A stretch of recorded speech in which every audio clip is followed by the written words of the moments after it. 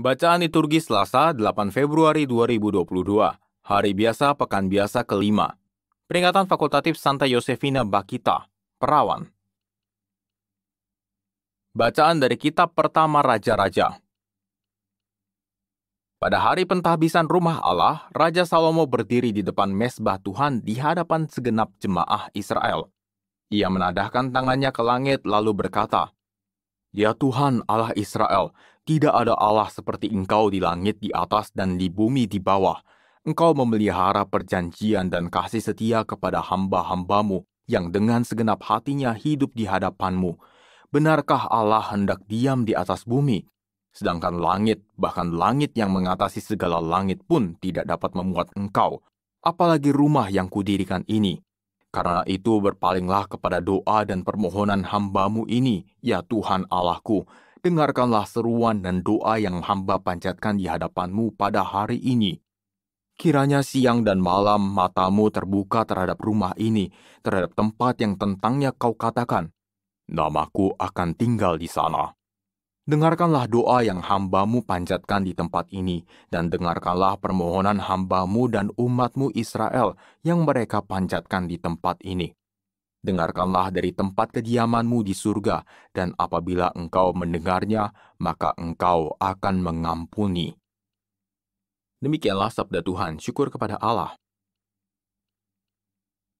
Betapa disenangi tempat kediaman-Mu, ya Tuhan semesta alam. Betapa disenangi tempat kediaman-Mu, ya Tuhan semesta alam. Jiwaku merana karena merindukan pelataran rumah Tuhan. Jiwa dan ragaku bersorak-sorai kepada Allah yang hidup.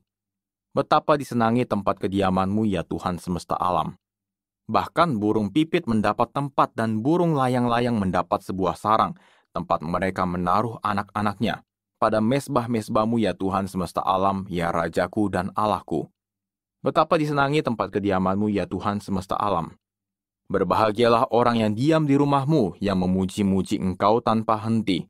Lihatlah kami, ya Allah, perisai kami. Pandanglah wajah orang yang Kau urapi. Betapa disenangi tempat kediaman-Mu, ya Tuhan semesta alam. Sebab lebih baik 1 hari di pelataran-Mu daripada 1000 hari di tempat lain. Lebih baik berdiri di ambang pintu rumah Allahku daripada diam di kemah-kemah orang fasik. Betapa disenangi tempat kediaman-Mu, ya Tuhan semesta alam.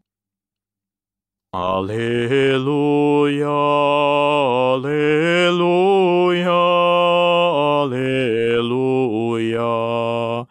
Condongkanlah hatiku kepada perintah-Mu, ya Allah, dan karuniakanlah hukum-Mu kepadaku.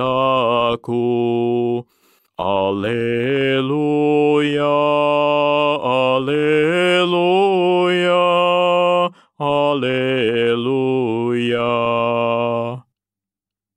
Inilah Injil suci menurut Markus, dimuliakanlah Tuhan. Pada suatu hari, serombongan orang Farisi dan beberapa ahli Taurat dari Yerusalem datang menemui Yesus. Mereka melihat beberapa murid Yesus makan dengan tangan najis, yaitu dengan tangan yang tidak dibasuh. Sebab orang-orang Farisi, seperti orang-orang Yahudi lainnya, tidak makan tanpa membasuh tangan lebih dulu, karena mereka berpegang pada adat istiadat nenek moyang. Dan kalau pulang dari pasar, mereka juga tidak makan kalau tidak lebih dahulu membersihkan dirinya. Banyak warisan lain lagi yang mereka pegang, umpamanya hal mencuci cawan, kendi, dan perkakas tembaga.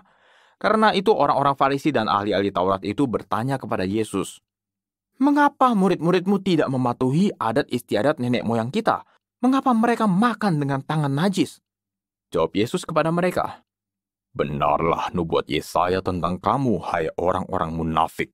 Sebab ada tertulis, bangsa ini memuliakan aku dengan bibirnya, padahal hatinya jauh daripadaku.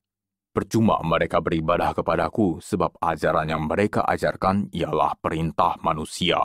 Perintah Allah kamu abaikan untuk berpegang pada adat istiadat manusia." Yesus berkata kepada mereka, "Sungguh pandai kamu mengesampingkan perintah Allah supaya kamu dapat memelihara adat istiadatmu sendiri. Karena Musa telah berkata, hormatilah ayah dan ibumu. Dan siapa yang mengutuki ayahnya atau ibunya harus mati. Tetapi kamu berkata, kalau seorang berkata kepada bapa atau ibunya, Apa yang ada padaku yang dapat digunakan untuk pemeliharaanmu sudah digunakan untuk kurban, yaitu persembahan kepada Allah. Maka kamu membiarkan dia untuk tidak lagi berbuat sesuatu pun bagi bapa atau ibunya. Dengan demikian, sabda Allah kamu nyatakan tidak berlaku demi adat istiadat yang kamu ikuti itu, dan banyak hal lain seperti itu yang kamu lakukan. Demikianlah sabda Tuhan, terpujilah Kristus.